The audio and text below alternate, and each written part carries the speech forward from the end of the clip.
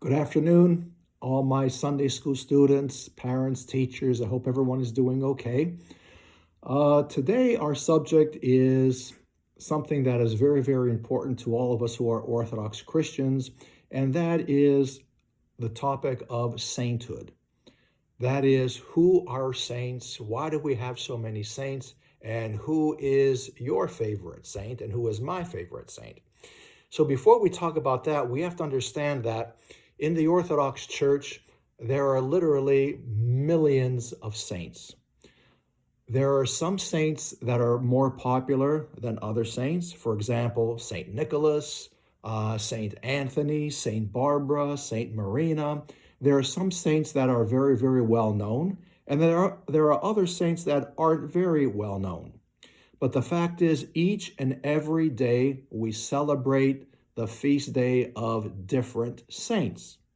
When you come to church, you look all around you, you see many, many saints, you see the icons, and each and every one of these saints, they have their own particular story.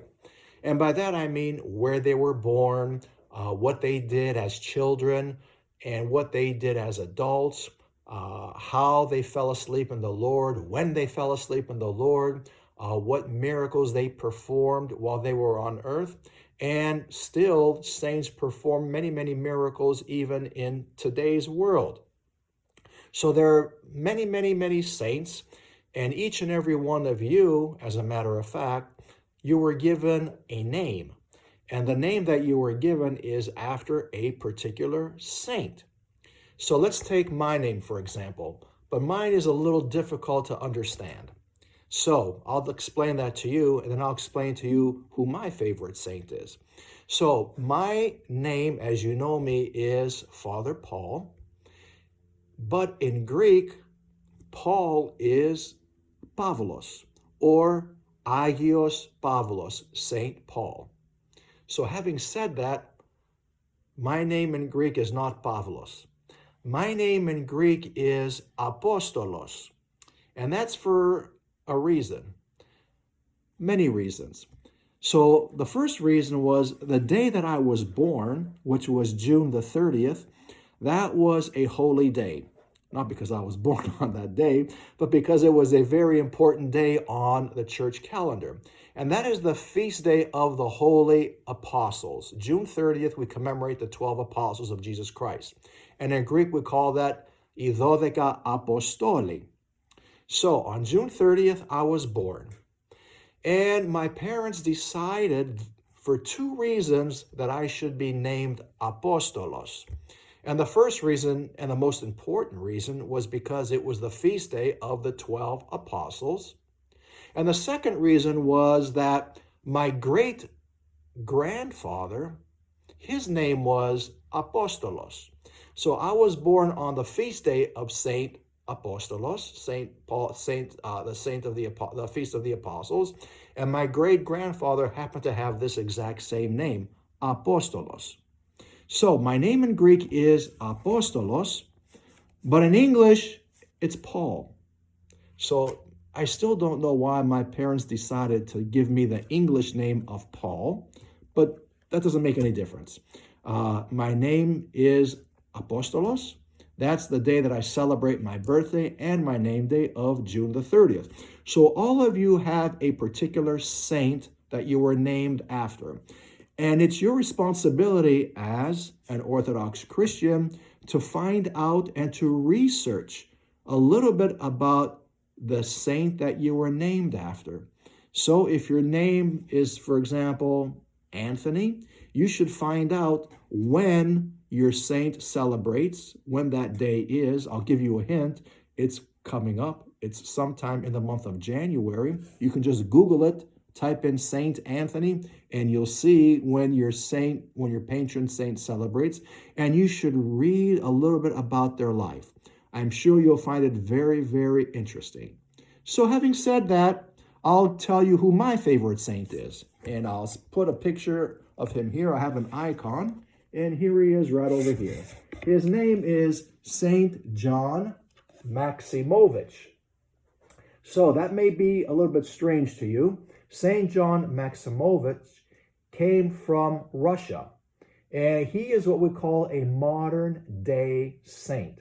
And that is because he was proclaimed a saint in the early 1990s. And he reposed in the Lord, or he died, he fell asleep in the Lord in the year 1966, which is not that long ago. And he has a very, very long, a very interesting story. You can Google his name, St. John Maximovich, and you can find out many, many things about his life. Just a couple of things. He was born in Russia. He became a monk when he was in Russia, and he was a very, very prayerful person, a very humble person. Eventually, he became a deacon. He became a priest. He eventually became a bishop, and he was sent to Shanghai, to China, because there were a lot of issues going on in China with the Orthodox Church. So we see here that there are Orthodox churches all over the world, not only in America or in Greece or in Cyprus, but every corner of the world you will find Orthodox Christians and you will find an Orthodox church. So St. John was sent there because there were some problems going there. And he went and he met with the people and he settled all the issues going on in the church there in Shanghai. Eventually, St. John Maximovich was sent to the United States of America, and he settled in San Francisco. And while he was in San Francisco, he prayed, he established many churches, he did many, many divine liturgies. Many, many people knew St. John Maximovich. Even to this day, there are many people who knew St. John, who were present with him while he was celebrating liturgy. He visited people in the hospitals. He performed many miracles while he was alive.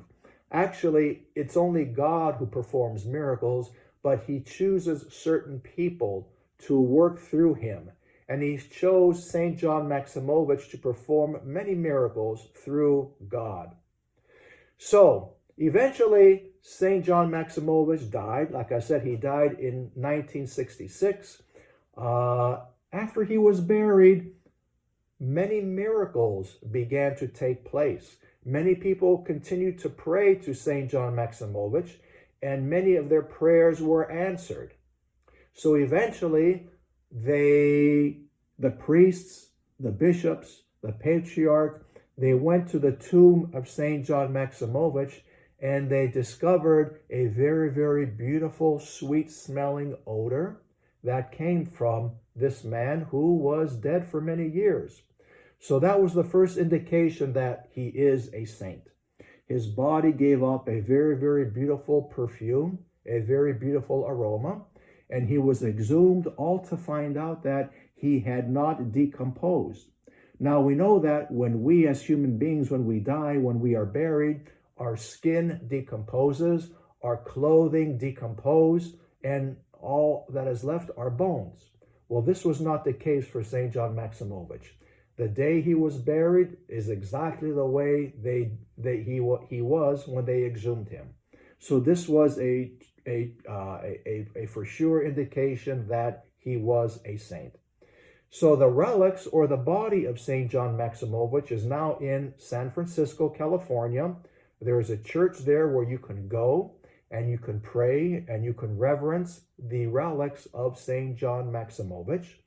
There is a votive light or a candili with holy oil that you can bless yourself with. And this holy oil is available for people to take home with them and to pray over it and to bless themselves with it. And I know for sure that St. John Maximovich performs many miracles even to today. I have some of this holy oil of St. John Maximovich here in the church. And there have been many people in our church that have been very, very sick with different ailments, with different diseases. And I have taken this oil and I have blessed the people with this oil of St. John Maximovich, and they have been cured. So we see that many miracles still take place through the prayers of St. John Maximovich. So he is my favorite saint. And like I said, I think each and every one of you, you all have a favorite saint too. So it's your responsibility to read and to find out a little bit about your patron saint. May his blessings be with each and every one of you. Have a good evening.